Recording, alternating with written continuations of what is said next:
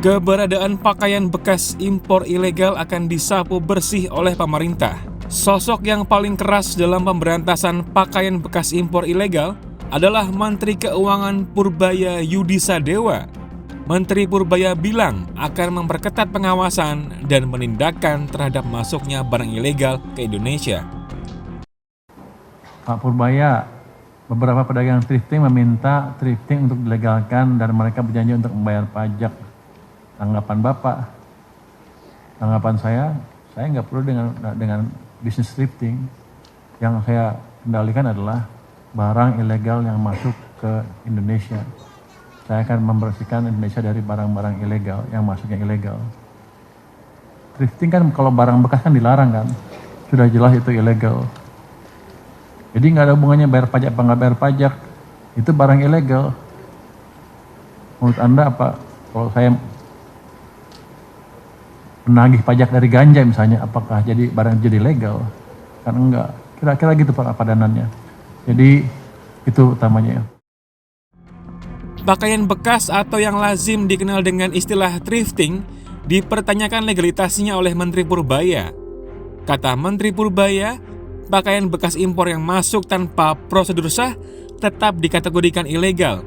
Tidak peduli apakah pelakunya membayar pajak atau tidak. Saya nggak peduli sama pedagangnya. Pokoknya yang barang masuk ilegal, saya berhentiin. Saya nggak mungkin buka pasar untuk barang-barang ilegal kan. Tapi mereka bersedia untuk bayar pajak sekitar 10% gitu, itu gimana Pak? Bukan urusan saya, pokoknya masuk ilegal saya tangkap. Itu kan. Kalau Anda lihat cerita apa Al Capone zaman dulu, impor apa dari Kanada ke Amerika? Alkohol kan. Apa alkoholnya beracun? Enggak, tapi karena melanggar undang-undang itu sama saya kerjaan seperti itu.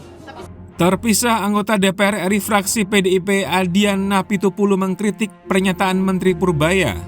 Adian menyoal aturan pelarangan impor pakaian bekas untuk thrifting oleh pemerintah saat rapat dengar pendapat dengan pedagang thrifting di DPR RI. Jaket saya thrifting, kemeja saya thrifting, celana saya thrifting, dan sepatu yang saya pakai juga thrifting.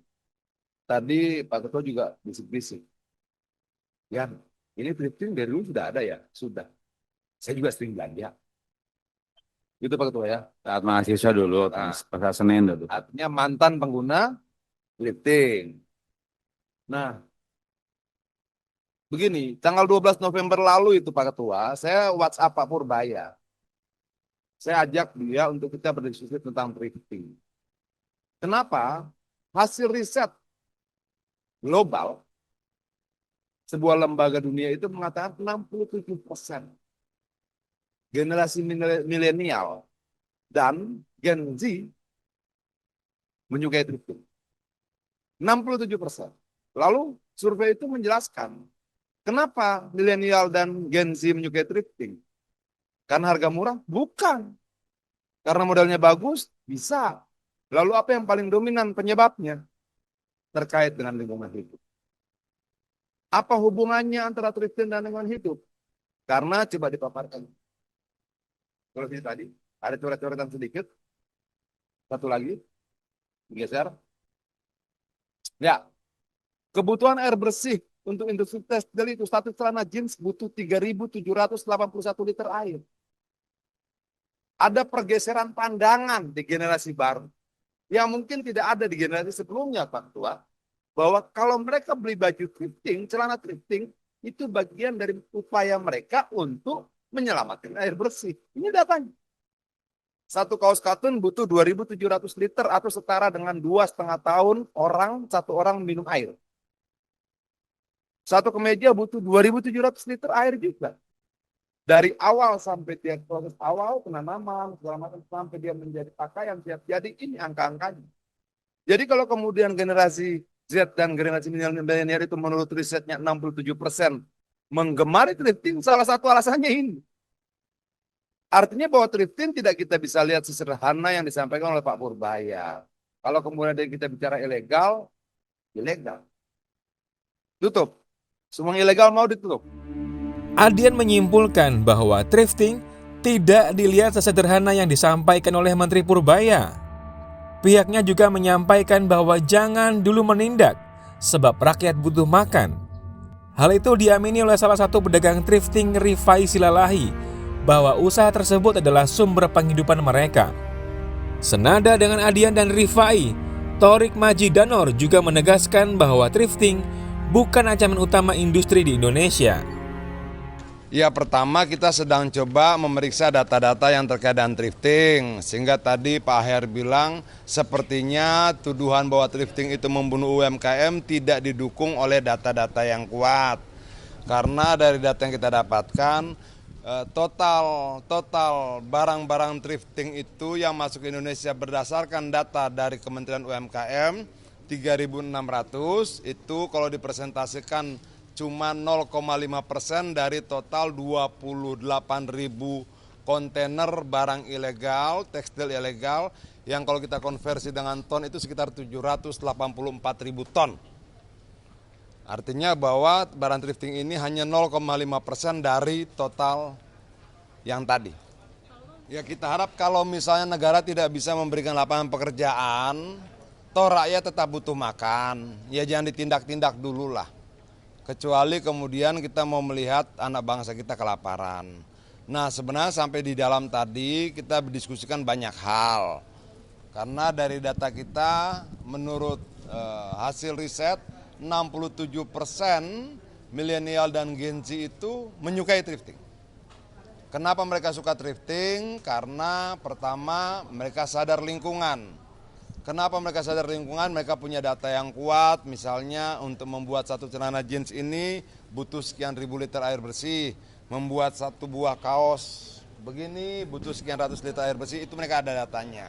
Dan mereka juga sebenarnya melihat bahwa industri tekstil itu menyumbang 20% pencemaran dan limbah di dunia.